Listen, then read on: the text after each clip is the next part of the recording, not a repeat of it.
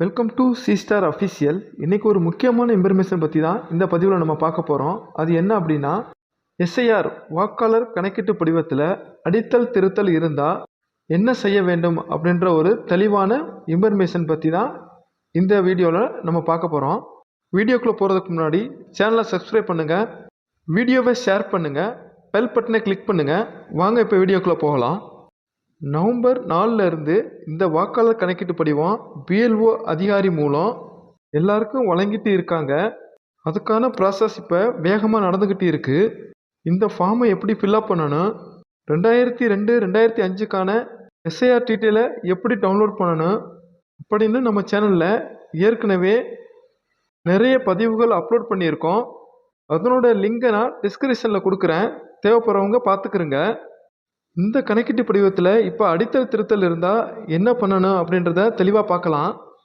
கணக்கீட்டு படிவத்தில் பிழை ஏற்பட்டால் திருத்தலாமா அல்லது புதிய படிவம் பெற வேண்டுமா?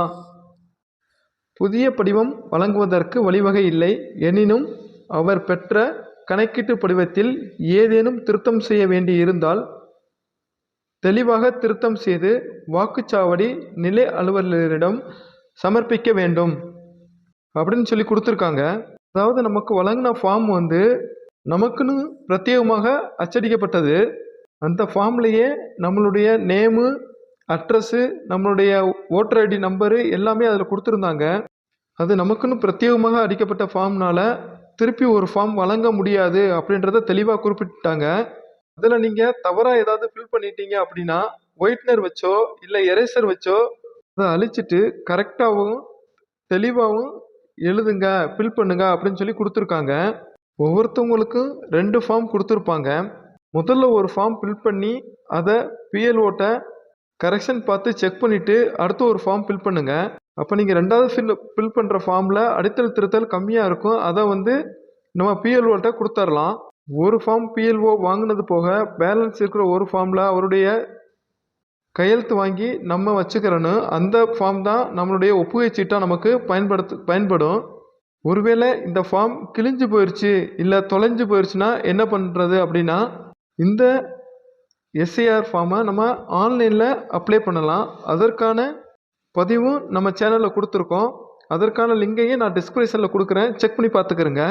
அப்படி நீங்கள் ஆன்லைனில் அந்த ஃபார்மை ஃபில் பண்ணணும் அப்படின்னா உங்களுடைய நேமு, உங்களுடைய மொபைல் நம்பரு, உங்களுடைய ஆதார் நம்பரு எல்லாமே ஓட்டர் ஐடி கார்டோட மேட்ச் ஆகணும். அப்படி மேட்ச் ஆனால் மட்டும்தான் நீங்கள் ஆன்லைனில் ஃபில் பண்ண முடியும்.